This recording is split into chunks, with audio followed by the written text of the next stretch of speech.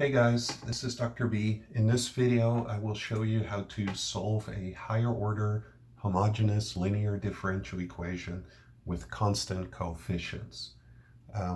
That's quite a mouthful, but as we will see, this will basically boil down to solving the auxiliary equation, which is all about algebra. So here goes. This is the differential equation that I want you to solve. So we're going to solve the 7th derivative of y plus 8 times the 5th derivative of y plus 16 times the 3rd derivative of y equals 0.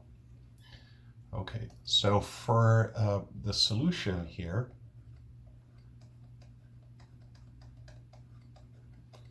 we're going to take a look at the auxiliary equation. So the auxiliary equation is given by r to the power 7 plus 8 times r to the power 5 plus 16r cubed equals 0. Now, normally these higher order auxiliary equations are difficult to factor. So here we're lucky that all three terms have an r to the power 3 in common, so we can factor that out, and that will already simplify our work significantly. So when we factor out the r to the power 3, then we're left with r to the power 4 plus 8 r squared plus 16, and that equals 0. And this factor here is actually a perfect square. And so we have r cubed times r squared plus 4 squared, and that equals 0. Now, if you have a hard time seeing how to factor something like this, I don't mind if you look for some help online. For instance, you could go to Wolfram Alpha and just ask it to factor this expression here. So that would look something like this. And you see it arrives at the same conclusion as we do. So now we have the product here. And what we're going to do is we're going to set each of these factors equal to 0. So we have r cubed equals 0, and then r squared plus 4 squared equals 0. And this then simplifies to r equals 0, and then this right here simplifies to r squared plus 4 equals 0, r squared plus, I meant to put that on the other side. So then we have r squared equals -4, and so r equals plus or minus 2i. Okay, now we have to be a little bit careful because we now have 3 solutions, but our differential equation is of 7th order. So we need 7 solutions that lead to 7 linearly independent functions. So what we need to use here is the multiplicity of these solutions. And so since we have r to the power 3 here, This solution has multiplicity 3, and since we had an r squared plus 4 to the power 2,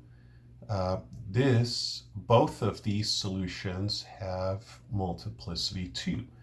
So let's check and see if that gets us to those 7 solutions, basically.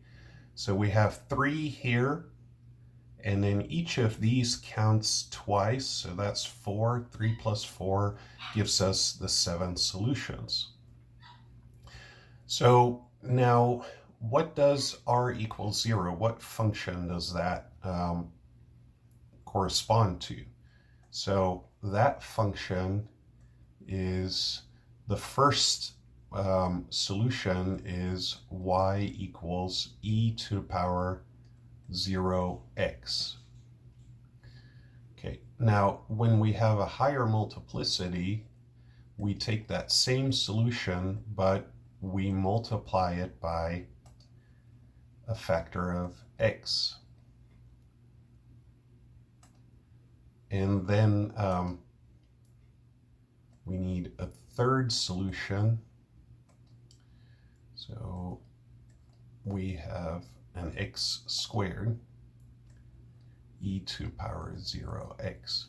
So those are our 3 linearly independent solutions that correspond with r equals 0 with multiplicity 3.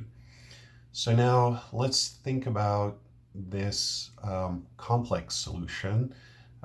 Real quick, I want to remind you that if you have r equals alpha plus or minus beta I, the solutions that correspond with that are e to the power alpha x cosine beta x, and then the other solution is e to the power alpha x sine beta x. So those are the 2 solutions that correspond with that complex solution. So if we're looking here at r equals plus or minus 2i, what we see is that in our case, we have that alpha equals 0, beta equals 2. So I could write down e to the power 0x, but that's just 1. So the 2 solutions I get here, the 2 standard solutions first, are y equals cosine 2x, and then I get y equals sine of 2x. But because I have multiplicity 2 for each of these, I have to multiply both of these by x to get another solution, another pair of solutions. So I have x cosine 2x, and then I have y equals x sine 2x. And so my final answer, I'm going to take all these 7 solutions here and combine them to show that my YH, my homogeneous solution, or the solution to the homogeneous differential equation, is given by C1 times e to the power 0x. Well, this is just 1, so I have C1 times 1 plus C2 times x plus C3 times x squared plus C4 times cosine 2x plus C5 times sine of 2x, and then plus C6 x cosine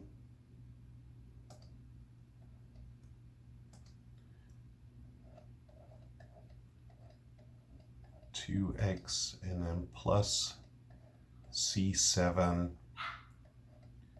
x sine of 2x. And that's our final answer. Two things, the order of these terms does not matter. Also, the names of the coefficients don't matter. And the second thing that we want to double check, right, is that we had a 7th order differential equation. So there should be 7 independent functions here, 7 independent terms. And you can count them and check that that's correct.